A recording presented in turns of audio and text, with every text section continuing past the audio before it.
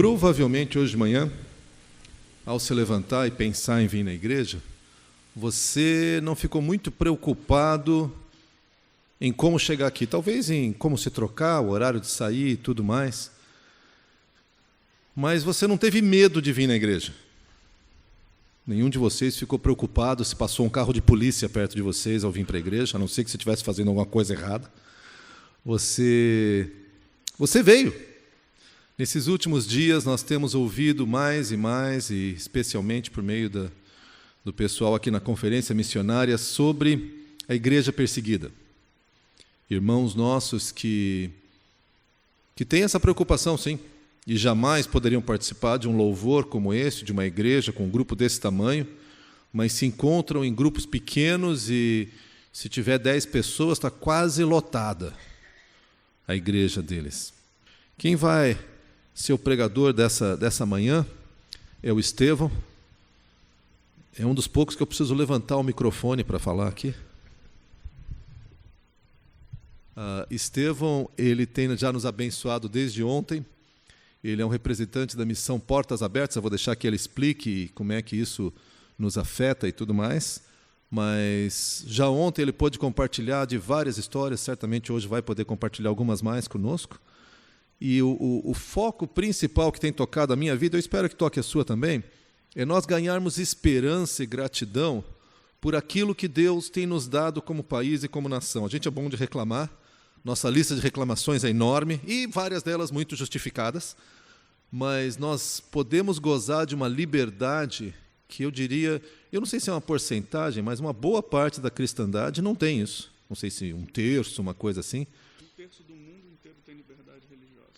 Tem liberdade? O mundo inteiro. Aí, mais uma informação para vocês. Só 1/3 dos habitantes do nosso planeta tem liberdade religiosa. 2/3 moram em países onde você não tem essa opção. E eu estava conversando com ele ontem em países como o Egito, onde você pode, se você nasceu numa família cristã, você pode se converter ao islamismo. Mas você não pode, se você nasceu numa família muçulmana, se converter ao cristianismo. O negócio funciona numa direção só, na outra não funciona. Mas eu não vou gastar mais tempo aqui. Estevão, Deus te abençoe e pela tua palavra abençoe a cada um de nós, tá? Obrigado. Bom dia, meus irmãos. Graça e paz para mim. Uma alegria estar aqui com vocês. Já agradeci ontem, agradeço hoje de novo por me receberem, pelo convite, pelo carinho que vocês estão me recebendo. Mesmo você que só veio hoje, não se preocupe, eu estou sentindo-me abraçado por vocês, viu? E eu já orei por vocês ontem, orei hoje, e sendo grato a Deus por essa recepção, né? Porque falar de um tema que eu venho falar, que eu já falei ontem, que a Portas Abertas se prontifica a falar que é sobre perseguição aos cristãos, não é muito fácil hoje, principalmente no Brasil. Primeiro porque nós estamos distantes disso, né, como o pastor estava falando, com toda a liberdade que nós temos, né? Segundo porque parece que o evangelho que as pessoas estão pregando ou querendo ouvir não tem nada a ver com sofrimento, né? É lógico que a gente não gosta de ouvir sobre sofrimento, mas uma má notícia que eu tenho para você é que o sofrimento e a perseguição, eles são bíblicos, né? E é uma promessa de Deus, na verdade, para nós. E entendendo assim, a Portas Abertas atua com essa parte da igreja que sofre a perseguição talvez mais aberta. A gente sofre alguns tipos de restrição ou caras feias, né? Mas a Portas Abertas atua nesses países onde a igreja realmente sofre abertamente perseguição ao evangelho, por causa do evangelho, por causa do nome de Cristo. Então, países que logo vêm na sua cabeça, como Irã, Iraque, Arábia Saudita, há outros que talvez nem venham tanto, como Colômbia, México, uns países meio desconhecidos, como Quirguistão, Turcomenistão, Tajiquistão. Se você quiser saber um pouco mais sobre esses países à noite, já fica aqui, é para você vir mesmo, né? É o convite. À noite eu vou falar do Quirguistão. Existe esse lugar e eu vou mostrar algumas fotos e alguns testemunhos de lá. Então vem à noite. Mas nesses lugares o cristão ele é extremamente perseguido de formas diferentes. Eu poderia ficar aqui o dia inteiro falando sobre isso e ainda assim não ia falar sobre tudo, e simplesmente porque ele é cristão. E lógico que existem outras religiões que sofrem perseguição ou restrição religiosa. A Índia, por exemplo, você vê grupos islâmicos, muçulmanos, sofrendo perseguição dos hindus também, mas parece que os cristãos têm uma restrição maior. Hoje são o grupo mais perseguido do planeta, e isso não é só Portas Abertas falando, são organizações de direitos humanos falando. Existe um estudo, para quem quiser depois pesquisar, do Pew Forum, esse instituto sobre religião pesquisou, foi ele que disse que 1/3 da população do mundo tem liberdade religiosa apenas. Então, mas os cristãos parece que sofrem algo especial, né? Eu vou dizer especial porque a gente sabe, como eu já falei aqui, que é uma promessa bíblica. Então, 2 Timóteo 3, capítulo 12, Paulo escrevendo a Timóteo ali no fim da sua carreira, do fim da sua vida, ele disse: Timóteo, olha, não espere outras coisas, o mundo vai ficar cada vez pior. Depois você lê o capítulo 3 de 2 Timóteo, as coisas vão ficar feias. Não se preocupe, vai ser assim mesmo, mas você tem visto o meu testemunho, o quanto eu tenho suportado, a perseguição que eu tenho enfrentado por causa do Evangelho, e não se preocupe, sabe por quê? Porque todos aqueles que desejam viver piedosamente em Cristo serão perseguidos. Essa promessa é para nós, viu, meu irmão? Receba nessa manhã, né? Paulo está dizendo, isso faz parte da vida cristã. E o próprio Cristo prometeu isso aos seus discípulos em diversos momentos. Eu lembro agora da última conversa que Jesus teve com eles ali nos capítulos 13 a 15 do Evangelho de João. Você vai ver Jesus dizendo: olha, eu estou indo embora, mas o tempo vai fechar para vocês vão ser perseguidos mesmo. Vai ser feio o negócio. Quer dizer, é uma realidade bíblica que nós vemos se cumprindo hoje ao redor do mundo. E a tarefa da igreja, em todos os lugares, é apoiar os que sofrem. O seu trabalho, como cristão livre, ou um cristão em qualquer lugar, é apoiar o seu irmão que está sofrendo. 1 Coríntios 12, 26 nos ensina isso, que se um membro do corpo está sofrendo, todo o corpo sofre junto. Da mesma forma que se um é honrado, todo se alegra junto. Então eu venho aqui jogar esse peso para você mesmo, né? Desde ontem eu estou jogando peso, dizendo: olha, os seus irmãos, a sua família da fé, estão passando por situações difíceis, e você tem a responsabilidade, porque é o que a Bíblia diz, de apoiá-los, A Portas Abertas nasceu há mais de 60 anos com esse propósito de servir a igreja perseguida em vários lugares do mundo. Começou com o irmão André, eu não vou contar a história dele agora, mas tem um livro que conta a história, chama O Contrabandista de Deus. Começou com o irmão André levando Bíblias para países onde a Bíblia era proibida, e passa hoje por treinamento, apoio financeiro, ajuda aqueles que estão presos, as famílias dos pastores que estão presos, cristãos que estão no corredor da morte. A gente também faz uma divulgação dessa realidade para que a igreja ore. Esse é o nosso trabalho. Então, no fim das contas, a Portas Abertas existe para ser uma ponte entre você, brasileiro, não vou chamar de igreja livre, vou chamar de igreja brasileira, que não sofre tanta perseguição assim, e uma ponte entre você e a igreja que está sofrendo uma perseguição aberta em mais de 60 países. Então é para você usar mesmo Portas Abertas. Você está vendo aí o nosso site. No nosso site todos os dias tem um pedido de oração, pelo menos 2 notícias atuais do campo. E você não vai ter desculpa para não orar. No final você vai ver o Facebook, YouTube, cara, a gente está aí, você não vai conseguir fugir. Agora que você está sabendo essa realidade, eu jogo a responsabilidade com você. Você ore mesmo pelos seus irmãos, pela família da fé, que está passando por momentos difíceis. À noite, se você vir, eu vou contar mais testemunhos, falar sobre a questão da oração e dizer o que Deus está fazendo hoje lá, porque o povo está orando e porque a igreja está permanecendo firme. Amém? Então fica o convite para você voltar à noite, tá certo? Então, abra sua Bíblia comigo, lá no Evangelho de Marcos, capítulo 2. Eu fiz essa introdução para te explicar um pouco da Portas Abertas, mas nós estamos numa conferência missionária e eu recebi o desafio de dar uma palavra também um pouco nesse sentido de missões. Ontem eu falei um pouco sobre o discípulo de Jesus, quais são as características do discípulo de Jesus. Eu não inventei nada, está na Bíblia, né? O próprio Jesus dizendo que o discípulo tem que obedecê-lo, amá-lo acima de tudo, estar disposto a pagar o preço, quer dizer, carregar a sua cruz e abrir mão de tudo, renunciar a tudo que possui. E hoje eu quero dizer um pouquinho do nosso trabalho missionário, sem querer dizer, eu tenho que ir lá para a Coreia do Norte, para a África. Nós já ouvimos ontem também sobre isso, à noite, num documentário que passou aqui, muito interessante. Eu vou ficar jogando assim, se você quiser saber depois, você vai perguntar ali para a gente, tá? E nós entendemos um pouco sobre isso, quer dizer, o missionário não é só o que está lá, é o que está aqui, e nós vamos olhar no texto, pensar sobre isso, e no meio dessa mensagem vou colocar alguns testemunhos da igreja perseguida, tá bom? Então vamos ler Marcos capítulo 2, de 1 a 12, diz o seguinte: poucos dias depois, tendo Jesus entrado novamente em Cafarnaum, o povo ouviu falar que ele estava em casa. Então muita gente se reuniu ali, de forma que não havia lugar nem junto à porta, e ele lhes pregava a palavra.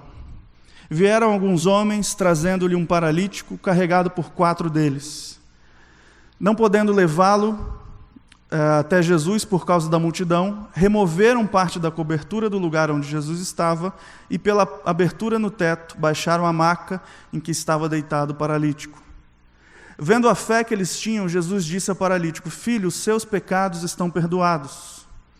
Estavam sentados ali alguns mestres da lei, raciocinando em seu íntimo: por que esse homem fala assim? Está blasfemando. Quem pode perdoar pecados a não ser somente Deus? Jesus percebeu logo em seu espírito que era isso que eles estavam pensando e lhes disse: por que vocês estão remoendo essas coisas em seu coração? Que é mais fácil dizer ao paralítico: seus pecados estão perdoados, ou levanta-se, pegue a sua maca e ande? Mas para que vocês saibam que o Filho do Homem tem na terra autoridade para perdoar pecados, disse ao paralítico: eu lhe digo, levante-se, pegue a sua maca e vá para casa.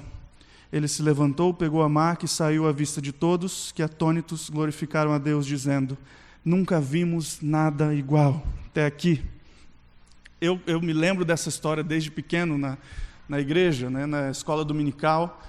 Me lembro, assim, quase que fotograficamente, aquelas imagens que os professores mostravam dos homens carregando o paralítico, baixando o paralítico pelo buraco lá no teto. Eu me lembro disso, quer dizer, uma história que nós conhecemos, alguns como eu desde criança, né?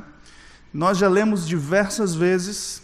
Mas esse texto me traz um pouquinho sobre o nosso trabalho missionário, o trabalho da igreja. E eu não preciso contar a história, você já conhece, nós lemos, mas algumas coisas muito interessantes aqui nesse texto. Primeiro, nós vemos que Jesus tinha acabado de voltar para casa, provavelmente não era a casa dele, né? Talvez a casa de Pedro, o texto não é claro, não explica, mas ele estava de volta a Cafarnaum. E o povo ficou sabendo e foi atrás dele, né? Vamos ouvir mais coisas sobre Jesus.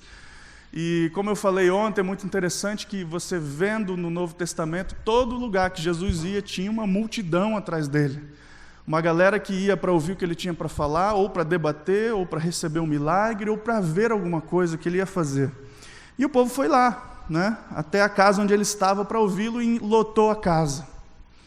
E é interessante que o texto também não explica quem são esses homens, simplesmente que eles entram carregando esse paralítico. Também não diz se eram amigos do paralítico, não é claro. Mas eles vêm carregando esse homem, e quando chegam lá, essa multidão, e eles fazem um buraco no teto, baixam o homem, e é muito, muito interessante como esse texto revela o Cristo como Deus que perdoa pecados. Jesus se revelando como Deus, não só como que realiza maravilhas, mas que perdoa os pecados. E é por isso que os homens ficaram também atônitos, porque quem é esse homem? Quer dizer, olha o que ele fez, ele curou, mas ele perdoou os pecados. Aquele Deus que a gente considera como todo-poderoso, Criador, que é o Deus de Israel, esse homem, ele é esse Deus, como é que pode? Não dá para entender, mas ele está ali se revelando como Deus, é algo incrível, e por isso que talvez eles ficaram todos assim, os mestres da lei ficaram meio perturbados por causa disso. Mas o interessante é que o texto realmente revela Cristo como Deus, todo-poderoso, que cura e que perdoa os pecados, né? E nós vimos aqui Deus curando o interior e o exterior desse homem. Agora, algumas coisas nós precisamos entender com relação à atividade missionária da igreja. Esses 4 homens, independente de quem eles são, quando eles passaram pelo paralítico, ou mesmo que eles já tinham conhecimento desse paralítico, eles olharam para aquele homem e enxergaram a necessidade daquele cara. Eles olharam para ele e falaram assim: olha, esse homem precisa de algo diferente. E Jesus está aqui. Então é para ele que a gente tem que levar. Eles olharam para aquele paralítico e entenderam a realidade, sentiram compaixão, falaram: vamos levá-lo até Jesus. Esse, meus irmãos, é o nosso trabalho. Esse é o trabalho da igreja. Levar pessoas paralíticas e doentes, paralisadas espiritualmente, até Cristo, para que Ele faça um milagre, para que Ele cure e restaure o interior dessas pessoas. Esse é o seu trabalho, olhar ao redor, enxergar a necessidade e levar esses paralíticos até Jesus. Nós precisamos entender isso. Nós precisamos entender, olha ao seu redor. O que você vê hoje? O que você vê? Talvez a primeira resposta seja a violência. Quer dizer, a situação está terrível, há uma necessidade moral, olha só a corrupção, terrível, olha o Brasil como está. Há uma necessidade moral, meus irmãos. Quem é a solução para isso? Jesus é o padrão de santidade, Ele pode resolver os problemas das pessoas que têm necessidades morais. A solução para esse país é Jesus, então leve essas pessoas até Cristo. Falta verdade nesse lugar, é muita mentira, para onde você olha. É difícil até você dizer: olha, eu vou apoiar esse lado do governo, eu vou apoiar esse, está muito complicado. Quem fala a verdade, não sei, mas Jesus é a verdade. Jesus é a verdade. Mas hoje nós estamos em guerra. Olha o Oriente Médio, Israel, Palestina, como que está? Aqui do lado, às vezes na Colômbia, essa situação da guerrilha, aqui no nosso país, a gente precisa de solução para essa guerra. Jesus Cristo é o príncipe da paz. Você está entendendo? Olha a realidade ao seu redor. Quem pode resolver é Jesus. Foi isso que aqueles homens fizeram quando viram um paralítico. Falta amor no mundo. Deus, o Cristo, é amor. Os relacionamentos, não há relacionamentos profundos, os casamentos estão acabando, se quebrando, não há mais contato com as pessoas.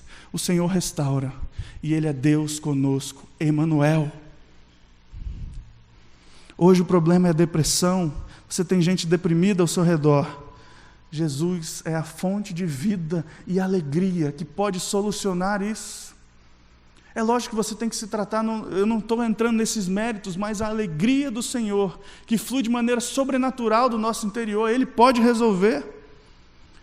Tem gente que está precisando de uma família nova, um monte de refugiado vindo para o Brasil, gente que está longe das suas famílias. Quando você vem para Cristo, você ganha uma família nova ao redor do mundo todo. Não é isso? Tem gente desesperada, o Espírito Santo consola. Está com medo? O verdadeiro amor afasta o medo. Em Cristo somos mais que vencedores, não precisamos temer. Temos fome, sede, estamos doentes, desesperados, as pessoas ao redor estão assim. O Senhor tem todo o poder e cura, sara, restaura, Ele faz. Você consegue entender qual é a necessidade que está acontecendo ao seu redor, dentro da sua casa, às vezes, na sua rua, no seu trabalho, na sua faculdade, por onde for. Essas pessoas estão paralisadas, são paralíticos precisando se encontrar com Jesus. Meu irmão, vá carregá-los até Jesus, vá, é o seu trabalho, porque quem realiza o milagre e perdoa os pecados é Ele, mas o seu trabalho é carregar essas pessoas até Jesus. Eu estive em alguns países muçulmanos já, e ontem eu até mencionei, os meus pais trabalham com muçulmanos há muitos anos. Então, você pode olhar e falar assim: nossa, esse povo é terrível, e é um povo difícil, a gente também é difícil. Mas quando eu estive no Egito, eu visitei uma igreja evangélica no centro do Cairo. É a maior igreja evangélica do Oriente Médio. Eu comentei com um pastor ontem, numa reunião de oração na quinta-feira, tinham 800 pessoas orando na igreja. E eu não consegui ir no culto de domingo, mas naquela quinta-feira, o pastor pregando. Eu estive em 2011 no Egito, em setembro. Por que é uma data importante? Porque em janeiro daquele ano, aconteceu a revolução. O povo foi para a rua, derrubou o governo ditador e estava vivendo aquela situação. E agora o que vai vir? Eles não tinham elegido ainda um novo governo, então estava aquela situação, olha, a gente conseguiu acabar com a ditadura, um povo com esperança de algo novo, algo bom, aquela questão da revolução, da primavera árabe, né? Quer dizer, são coisas boas que estão acontecendo, mas ninguém sabia o que aconteceria, mas todo mundo cheio de esperança. E o pastor naquela noite estava falando sobre isso, e ele comentou o seguinte, ele falou, olha, nós aqui no nosso contexto, nós sabemos que os muçulmanos, eles estão na verdade procurando por paz. Quer dizer, quando você conhece um muçulmano, se você já teve relacionamento com algum, você sabe como eles se cumprimentam.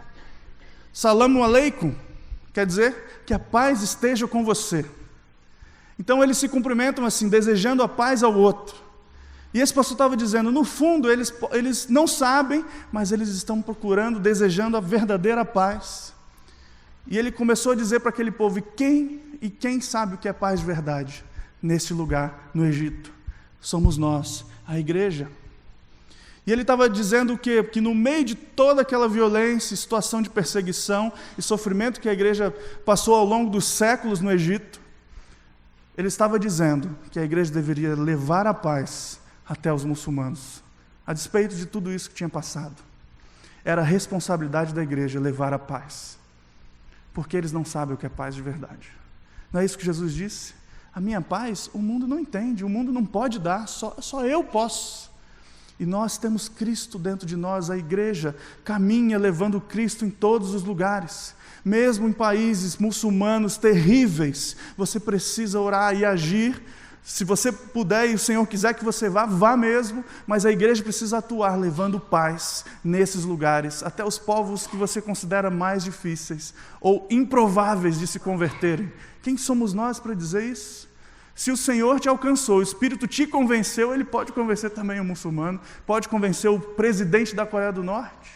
Ele pode, e faz isso hoje. Então olha a necessidade ao seu redor. Qual é a necessidade? Pegue essas pessoas paralíticas e leve para Jesus. Esse é o nosso trabalho. Esses homens fizeram isso porque eles sabiam quem era Jesus. Eles tinham certeza de que Jesus poderia realizar o milagre. Eles não iam levar aquele paralítico, ter todo esse trabalho para um homem que ia olhar para eles e falar, olha, toma esse cartão, fala com o meu médico. Eles sabiam que Jesus tinha um poder. Eles criam. E porque eles creram, Jesus disse, por causa da fé de vocês, eu perdoo o pecado desse homem. Por causa da sua fé, eu estou te perdoando. Eles creram, eles sabiam que Jesus tinha o poder. Viram a manifestação de Deus ao perdoar os pecados e curar aquele homem. Você sabe quem é Jesus? Eu já falei aqui um monte de coisa. Se essas coisas são distantes para você, me diz o que Jesus fez por você. O que Ele fez por você. Então Ele pode fazer pelos outros também. E Ele faz. Uma outra coisa, nesse texto aqui, quando eles olharam a multidão, a casa lotada, eles não pararam. Aquelas dificuldades não pararam esses homens.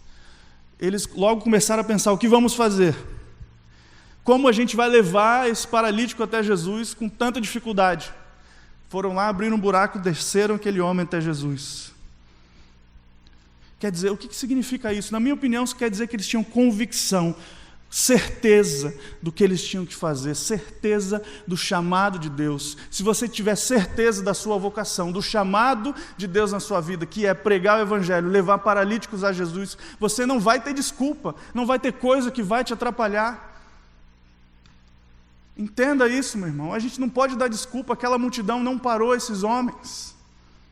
A Bíblia é clara para a gente. A gente poderia abrir aqui textos bíblicos dizendo que nós somos chamados a ir pregar o Evangelho a todas as nações e todas as criaturas, em alguns textos. Em todos os Evangelhos você vai ver Jesus dizendo aos seus discípulos, olha, eu tenho uma tarefa para vocês de pregar o Evangelho. Quer dizer, saiu ali daquele meio de Israel, dos judeus e passou para o mundo todo. Se você quiser depois abrir, você pode ver em Mateus 28, 19 e 20, a grande comissão, clássico, Jesus dizendo, olha, vocês têm que ir fazer discípulos, pregar mesmo. ensinar o que eu lhes ensinei, batizando-os em nome do Pai, do Filho e do Espírito Santo. E você vê isso também em Marcos 16:15, quando Jesus diz quase a mesma coisa, quer dizer, o autor escreveu um pouquinho diferente, que é ide por todo mundo e pregar o Evangelho. O mesmo você vê em Lucas 24:45, e você vê em João 20:21, Jesus dizendo, olha, discípulos, vocês vão ser testemunhas. Isso só para dizer os Evangelhos. Quer dizer, a chamada de Deus para a igreja está aí na Bíblia, não precisa esperar a revelação, está muito claro para a gente. Você tem convicção disso, você precisa ter essa convicção, não é? Usar uma palavra que talvez você não goste, eu também não gosto, mas é para... Tome posse disso, meu irmão, desse chamado de Deus na sua vida, que é pregar o Evangelho aonde for, não espere... E sabe, a gente hoje fica às vezes usando desculpa. Sabe qual é a desculpa? Eu vou ajudar aquele missionário que está indo para a Índia, vou lá, vou ajudar ele financeiramente, vou orar por ele, ele vai pregar o Evangelho. Ou a minha igreja tem uma obra social, ou a minha igreja faz evangelismo, a minha igreja trabalha com haitianos, a minha igreja faz um monte de coisa. Então, eu estou no meio, eu estou no corpo, o coletivo. Eu vou dizer para você, pode ser que a gente considere dessa forma mesmo, o chamado de Deus foi coletivo ali. Quando Jesus fala aos discípulos, está falando para aquele grupo, para a igreja, dando uma ordem para o coletivo, que somos nós. Mas você tem a sua tarefa, a sua responsabilidade. Sabe o que é o mais interessante? Que a prestação de contas é individual. Pode ser o chamado coletivo, mas a prestação de contas é você com Deus depois. Quer dizer, essa tarefa coletiva é realizada somando-se à ação individual de cada um, que vive e prega o Evangelho aonde for. Preste atenção nisso. Não se esconda atrás da igreja do que ela está fazendo. Faça parte disso. Isso é ser membro do corpo. Ser membro é se envolver, é atuar, é agir. Sabe, você precisa caminhar por esses lugares, para onde você foi olhar a necessidade, falar, eu vou fazer, é isso que o Senhor me chamou. Mas tem um monte de dificuldade, não quero saber, eu vou fazer. Qual é a dificuldade? Não tenho tempo? Pode ser uma dificuldade. Vamos começar usando menos o celular. O WhatsApp, então, né? Parece engraçado, mas toma um tempo, né? Mas reavalie suas prioridades. Falta tempo. Talvez você esteja olhando para o lugar errado. Falta tempo por quê? Porque você fica trabalhando muito, estudando muito. Gente, olha aí o lugar onde você tem que enxergar a realidade ao seu redor. Pessoas paralíticas no seu trabalho. Pessoas paralíticas na sua universidade. Mas eu não tenho preparo.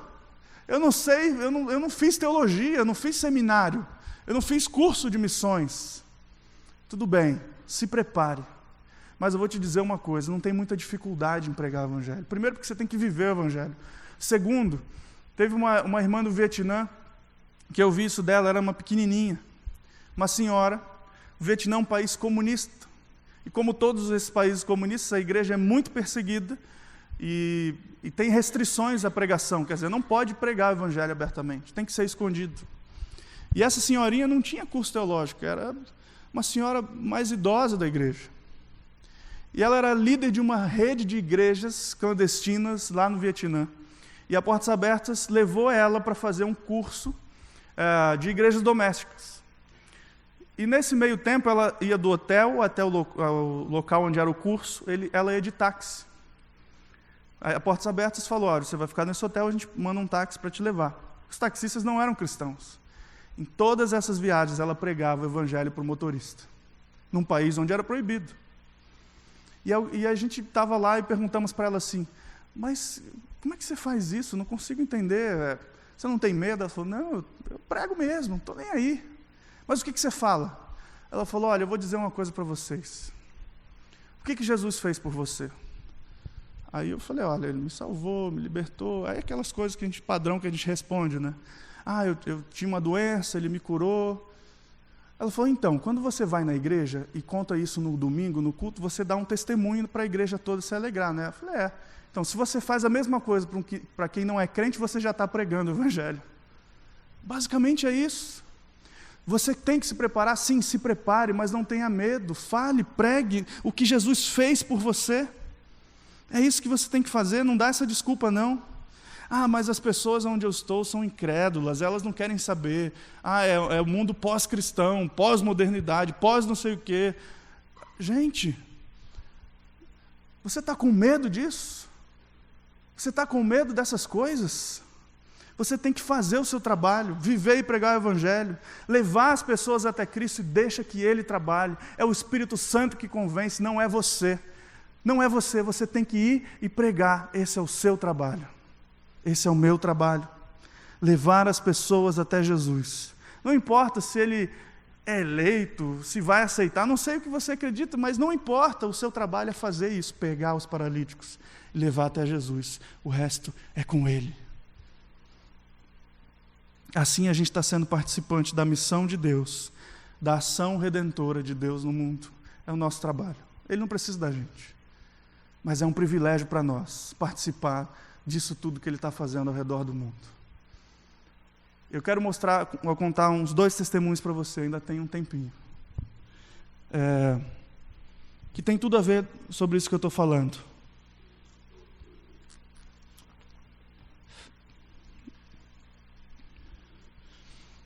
Esse homem que você vai ver aqui, deixa eu ligar. Pastor Nur, ele é lá da Jordânia. E eu vou mostrar já onde fica e onde ele está exatamente. Mas o pastor Nur, ele é pastor há mais de 10 anos na cidade dele. E a Jordânia, como boa parte dos países islâmicos, tem uma comunidade cristã tradicional. Quer dizer, é como muitos de nós aqui que somos de família cristã há muitos anos, muitas gerações. No meu caso, meu pai era cristão, e eu também sou, mas algumas famílias é bisavô, avô, né? Os pais, e você é cristão, outros ainda mais. E nessa região do mundo tem igrejas de 1000 anos. Algumas denominações, eu não vou chamar de denominações, mas alguns grupos cristãos que estão lá desde o início da igreja, 2000 anos. Então eles vêm resistindo aos séculos, são famílias cristãs tradicionais que vêm resistindo aos séculos e à ocupação islâmica dos muçulmanos e se reúnem nas igrejas. Esses grupos têm certa autorização do governo para se reunir. As igrejas deles podem existir. Muitos lugares eles não são registrados nem fiscalizados muito de perto. As únicas restrições são: não se pode falar de Jesus fora da igreja. Não se pode pregar o Evangelho. Como o pastor falou, se você é cristão e deseja se tornar muçulmano, tudo bem, pode ir. O muçulmano se converter é proibido por lei. Então essa é a liberdade que eles dizem que as igrejas têm nesses países. E o pastor Nur está na Jordânia, um país islâmico, com certa liberdade. É um rei que governa a Jordânia e ele tem uma boa relação com os cristãos. Mas o pastor Nur está nesse lugar aí da foto. Está vendo essa setinha ali? Se você pode ver, chama Mafra, que é a cidade. Olha o que tem aqui em cima, a Síria. Ele está a 12 quilômetros da fronteira com a Síria. Você pode ver o Iraque do lado, a Arábia Saudita, Israel, Cisjordânia, Palestina, o Líbano. Gente, é uma região tranquila para se viver, fala a verdade. Né? É uma vizinhança muito tranquila, né? Pacífica, que você pode dormir em paz, né? Mas são países que, pelo nome, você já entendeu que é uma situação tensa e complicada. A Jordânia, desses países todos, é a que tem, tirando Israel, falo dos países árabes, são países muito complicados e a Jordânia é um dos mais tranquilos. Então, boa parte dos missionários que vão para o Oriente Médio, às vezes passam pela Jordânia para fazer treinamento, para se preparar para ir para um lugar pior, né? E ele mora nessa cidadezinha, na fronteira com a Síria. E, gente, está na mídia, e não preciso nem contar muito o que está acontecendo na Síria há 5 anos. Uma guerra terrível. Um monte de gente se revoltou contra o governo, e o governo começou a matar, e essas pessoas começaram a revidar, virou uma guerra civil. No meio desse povo todo, nasce o Estado Islâmico, que é um grupo mais radical ainda do que os radicais eram. E eles estão ali vivendo a situação terrível. Milhões de sírios já saíram das suas casas. Tem gente que fala em 5 milhões. Muitos ainda estão dentro da Síria e pelo menos 2 a 3 milhões fugiram do país. Muita gente. Uma das maiores crises humanitárias dos últimos anos. E, com certeza, a pior situação de guerra dos últimos anos. O que acontece? Esse povo começou a fugir com o objetivo de chegar na Europa, nos Estados Unidos, mas passam pela Jordânia. E muitos foram para a Jordânia, muitos estão lá até hoje, e na cidade desse pastor tem um campo de refugiados. Eu vou mostrar já a foto. E só para comentar, esse pastor, nessa cidadezinha aí, em Mafraq, a igreja dele é uma das 3 únicas da cidade. Como é meio que normal lá, é uma evangélica, uma ortodoxa e uma católica. São 3 igrejas. E ele estava mais de 10 anos nessa cidade, orando para que Deus mandasse missionários, gente para trabalhar com ele, e oportunidade para pregar o evangelho aos muçulmanos. Quer dizer, não queria ficar ali tranquilo em paz, ele queria pregar o evangelho. E então, por causa dessa situação de guerra, os refugiados começaram a ir para lá. Esse campo, você procura na internet, tem muita coisa sobre esse campo da ONU, é o campo de Zaatari. Tem milhares de pessoas vivendo nesse lugar, em tendas da ONU, como essa que você está vendo na foto. E nesse lugar, gente, não tem emprego, não tem escola para as crianças, não existe dinheiro circulando, eles dependem exclusivamente de doações, de ajuda humanitária. E para você ter uma ideia do tamanho desse campo, hoje é um dos maiores do mundo. São números oficiais, 150 mil pessoas, mas eles acreditam que tem bem mais de 200 mil pessoas vivendo nesse campo de refugiados. Então eles saem da Síria, vão para esse campo e daí eles fogem e tentam chegar na Europa, e é o que a gente vê depois de gente morrendo lá, atravessando o mar, e outros que vêm parar no Brasil, em outros países, procurando ajuda. Mas muitos passam por ali. E o pastor Nu começou a enxergar esses refugiados fugindo do campo e indo morar na cidade dele, lá em Mafraq. Era uma cidade com 20 mil habitantes, ela dobrou de tamanho em 3 anos. Nenhuma cidade resiste a isso. Começou a faltar emprego, as coisas começaram a ficar caras, as crianças não tinham vaga nas escolas. Aí o governo da Jordânia proibiu que os refugiados trabalhassem oficialmente e que eles tivessem acesso, que as crianças estudassem nas escolas, para que não faltasse vaga para o povo deles. Quer dizer, é como se o Brasil falasse assim, olha, os refugiados estão aqui, não podem trabalhar e nem estudar, porque as vagas são nossas. Algo assim. Só que o Brasil é gigante, a Jordânia é pequena, e também não é um país muito rico. E o governo baixou essa lei, então os refugiados saíam do campo e iam morar em favelas, em regiões muito, muito pobres, e sem emprego, continuava sem emprego, as crianças sem escola. O pastor Nu entendeu que ele precisava fazer alguma coisa. Ele olhou para essas pessoas, muçulmanos, 100% deles em Zaatari são muçulmanos, e falou, eu preciso fazer alguma coisa. Essas pessoas são paralíticas que precisam conhecer a Cristo. Eu vou levar Jesus para eles. E ele então pegou o seu irmão, o seu filho de 10 anos, e começou a visitar essas famílias de sírios. Entrava na casa deles com cesta básica, com alimentos, com roupas, com colchonete. E ele começou a ter acesso a 30 famílias todo mês, ele visitava. O Senhor começou a mandar dinheiro. Começou a mandar gente. Quando eu estive lá, ele falou, olha, agora a gente está com 40 missionários aqui, o tempo todo, e nós estamos atuando com 3 mil famílias todos os meses. Hoje, são 2 anos depois, já são 6 mil famílias que essa igreja atua. Todos os meses, 6 mil famílias de refugiados visitados e apoiados. O que acontece é que eles vão levar alimento, os muçulmanos abrem as portas, e eles acabam... Acho que parou aqui, viu, irmão? Pode passar para mim, por favor. Não tem problema. Isso. E eles recebem os alimentos, mas recebem também a oração. Em alguns lugares a gente já tem acesso à pregação. Nunca vou esquecer, a primeira casa que eu estive lá, já estou encerrando, viu, meus irmãos? A primeira casa que eu estive lá, a gente sentou, ouviu toda a história da família. Gente, é a história terrível mesmo, como essa que você já ouviu por aí. Gente que fugiu com a roupa do corpo, perdeu familiares, fugiu com medo, o Estado Islâmico veio, bombardeou. Essa família, por exemplo, uma dessas mulheres tinha 3 filhos e um recém-nascido. O marido estava em outra cidade trabalhando, gerente de um shopping center na Síria. E aí a guerra começou, e o que ela fez? Ela pegou os filhos e saiu correndo, não conseguiu falar com o marido.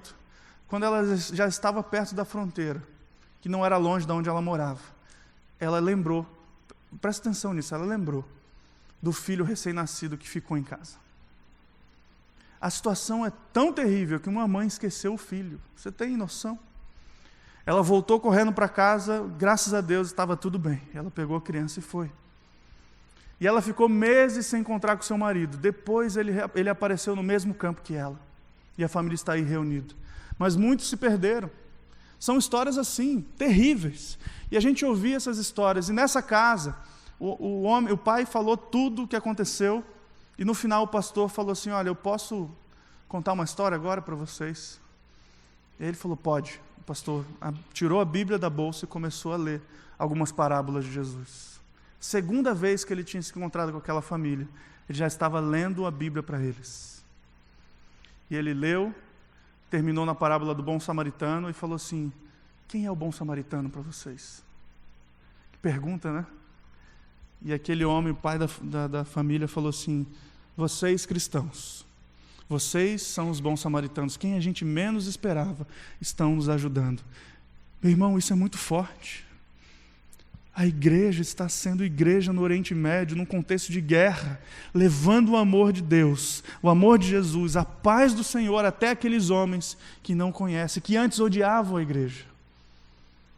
Eles estão fazendo, é um milagre, gente, é Deus que está fazendo isso.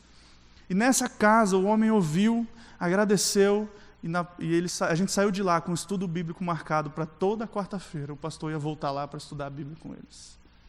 Não é tremendo o que Jesus está fazendo? Esse pastor e essa igreja resolveram levar esses paralíticos muçulmanos refugiados até Jesus. E eles estão vendo a manifestação de Deus, curando o interior e o exterior. Muita gente se convertendo. Eu falo isso para vocês, não só de mim, da Portas Abertas, mas de diversos outros missionários e organizações que nós trabalhamos juntos. O que nós estamos dizendo hoje, o que eles dizem é, nunca houve tanta conversão no mundo muçulmano como nesses dias. É verdade, não é história de missionário, eu estou falando a verdade para você. Muita conversão, muito muçulmano se rendendo a Cristo. Isso é um milagre. Você precisa se levantar e agir. Porque se Ele está fazendo isso no meio desse povo, por que Ele não pode fazer mais aqui com você, com liberdade? Meus irmãos, está aí. E aí o pastor Nur, só para terminar, está lá ainda, como eu falei, com 6.000 famílias. Essa é a entrada da igreja. Olha essa foto, gente. É a porta da igreja. A gente dormiu na igreja todos os dias. 8 da manhã tinha fila de muçulmanos para conversar com o pastor dentro da igreja. Eles vão nos cultos, dentro da igreja. A gente fez atividades com crianças sírias dentro da igreja. A gente fez lá um dia, contamos a historinha do livro sem palavras. Todo mundo conhece. E a gente fez o apelo, e todas as crianças vieram à frente. E algumas mães também. Eu nunca imaginei ver isso, porque meus pais trabalharam com muçulmanos por tanto tempo. E eu sei que é difícil. Nunca imaginei ver. Conversão de balde. Os peixes estão pulando no barco nesses lugares. Você pode orar pelo pastor Nur, por essa igreja?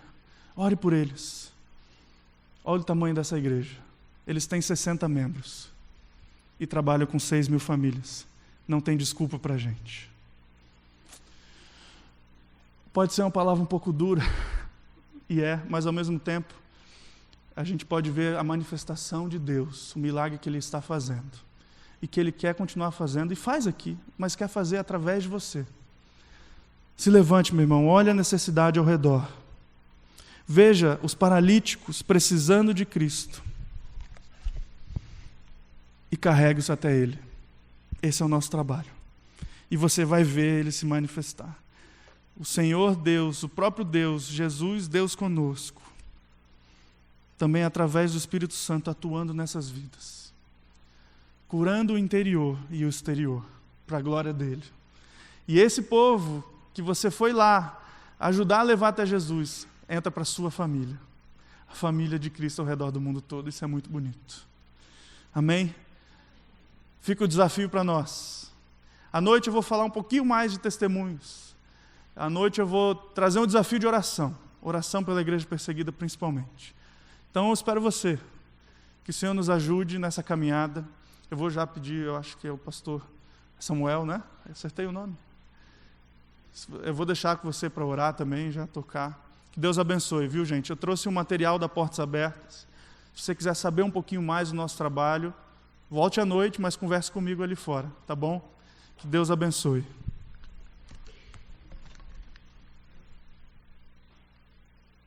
Pode passar mais um só, porque esse eu pulei. porque aí vai ter uma tela com as redes sociais. O meu não funcionou. Foi. Pai, eu queria te agradecer muito pela vida do Estevão, a vida de pessoas que têm procurado te servir em lugares aonde o Senhor tem chamado, Pai. Pessoas que o Senhor tem levantado para também nos mostrar um pouco de como está o mundo e como existem pastores hoje se levantando em lugares em guerra, lugares tão difíceis, Pai. Nos ajuda, Pai, a gente poder fazer a nossa missão, levar o paralítico até Jesus. Nós não mudamos o coração de ninguém, a gente não transforma ninguém, mas que a gente possa, de uma maneira muito clara e muito simples, estar te obedecendo, Pai, em tudo o que o Senhor tem nos pedido. É isso que eu quero te clamar, em nome de Jesus que eu oro. Amém, Pai.